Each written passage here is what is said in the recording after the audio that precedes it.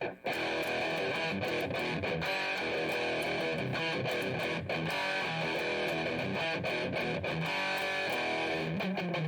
it's me Shane, Gemini Garage, and today I wanted to go over a home improvement thing here. I wanted to go over this heater here.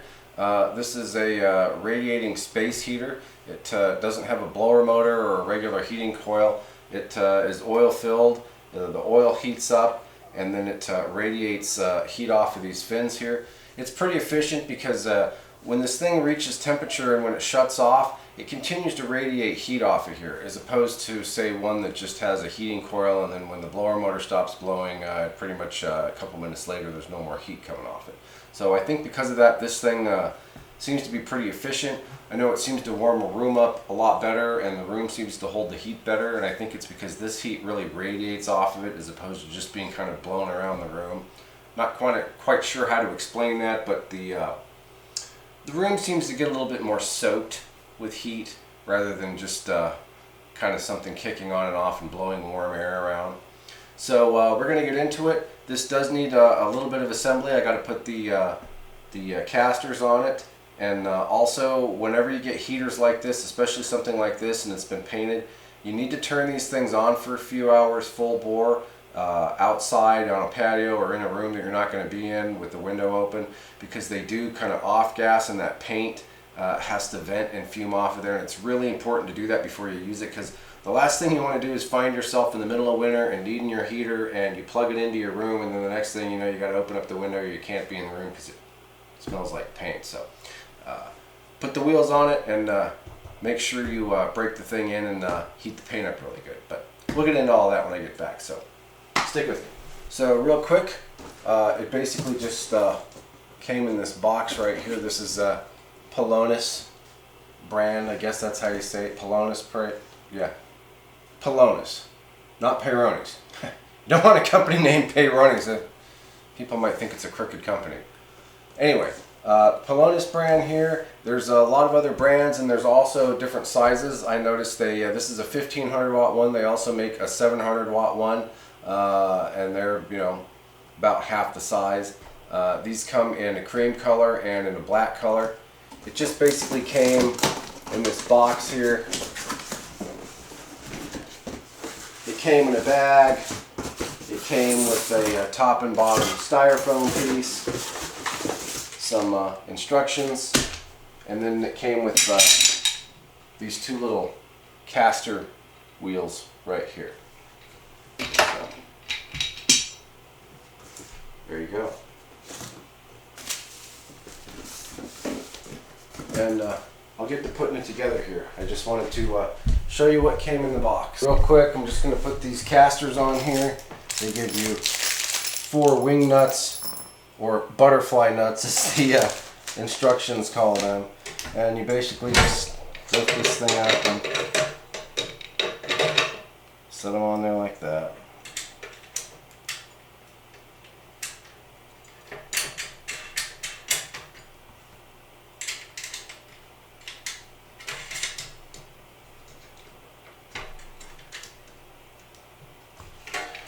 This side, I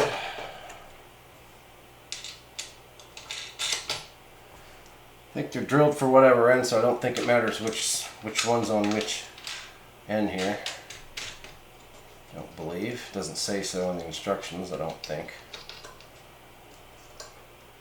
And I'm going to put a tiny little turn on there.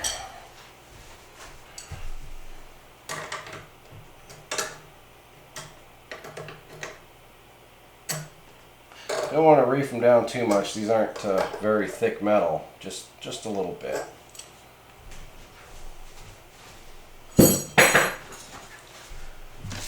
All right.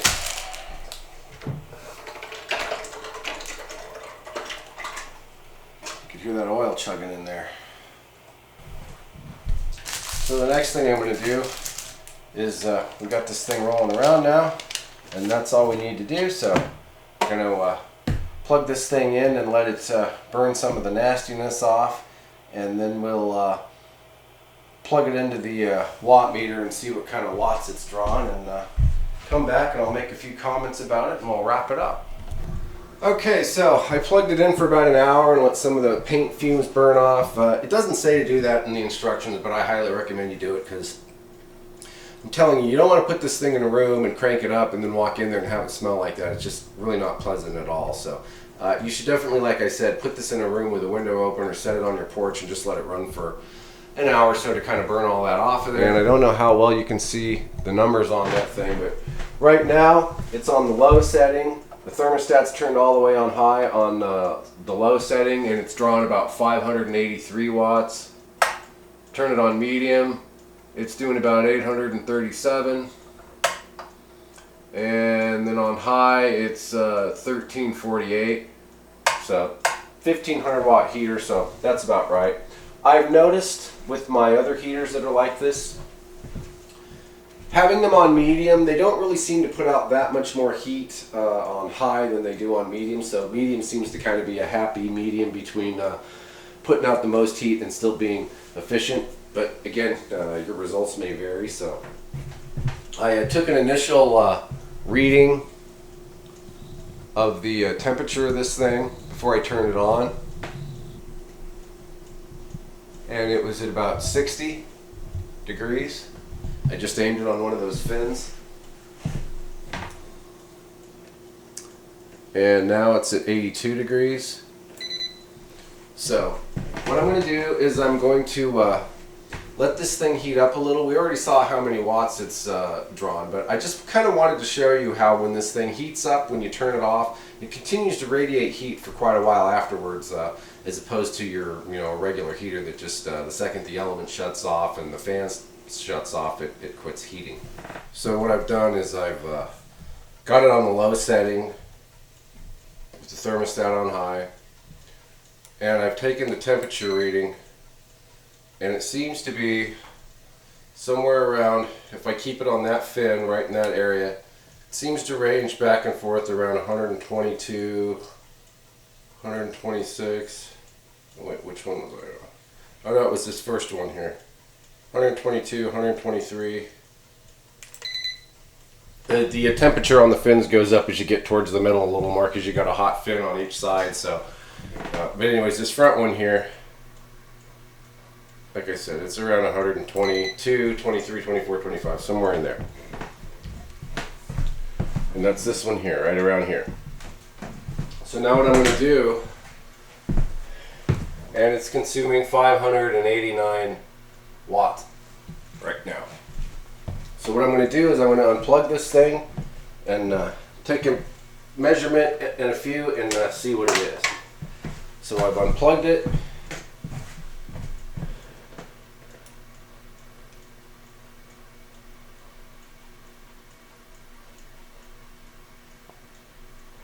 Showing 125 degrees. Alright, well it's been about 5 or 6 minutes here, so let's see what we got.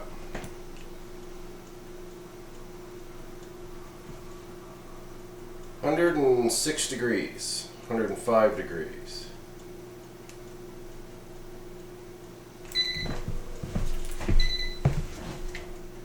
And I mean, it's still warm. It's not going to burn your hand, but it's still nice and toasty warm, the heat coming off of there. So that's what I'm saying, it's up to 122 degrees, 125 degrees, you turn it off, and 5-6 minutes later, it's still 105 degrees. It's been 10 minutes just for the heck of it, so let's see what we got here. 93 degrees, so it was what, like 60, 62 degrees or whatever when we started off, so that's still, it's still warm. There's still some warmth coming off of here, so like I said, in a smaller room or, this will heat a regular sized, bedroom up and then some. But for a smaller enclosed area, the way that thing just radiates, it would only have to come on just once in a while and then kick off and kind of do its thing. And it doesn't seem to draw any more electricity than any of these other heaters that have the fans and the ceramic or coiled elements in it for that matter. So anyways, alright, I just kind of wanted to demonstrate that. So. Okay, well there you go. I just kind of wanted to make a quick video on these heaters. I'm not sponsored, nobody's paying me to do these videos. I just when I see really cool products, I like to share them with people, and because it makes life easier. So hope you enjoyed the video. These are pretty cool heaters here. As you can see, there's another one sitting up here. This black one is one that I've had, and I've used it for probably about a year and a half or so. So I've got a couple of these heaters, and this is my second winter with them, and so far so good. So this one's even still a little bit warm, so you can see why I kind of wanted to do a little demonstration of how when these things heat up, and then several minutes later they kind of stay warm. So again, really cool heaters. This is all analog, so if the power goes out, when the power comes back on, it'll be right where you set it. You don't have to worry about a memory or any digital battery backups or anything failing or anything like that. Good to go there. These are pretty easy to clean off. They don't have a grill and a fan and all that kind of stuff, so just kind of a damp cloth to wipe them down once in a while if they get a little dusty or dirty. Usually works pretty well. And usually around $50 or so, depending on where you find them, you can find these. Of course, they also make smaller 700 watt ones that are about 3/4 of the size or so, and those are around $30, depending on where you shop. And of course, there's going to be different brand names and stuff, but they're all kind of similar. So they do make these with remote controls and digital thermostats and stuff. So if you want something a little nicer and a little fancier, they make them that way. But if you want something just kind of cool and old school, these seem to work pretty well. So, and also space heaters don't last forever, so you might want to look at your space heaters now and check these out. Think about getting some for maybe the end of this winter or maybe for next winter, because it's nice to have an extra space heater laying around. And again, about an hour or so of runtime seem to have got most of the paint odor to dissipate. So other than that, not any complaints with these heaters whatsoever. So with that, I hope you enjoyed the video, and stay warm. Till the next video. Shay, Gemini Garage.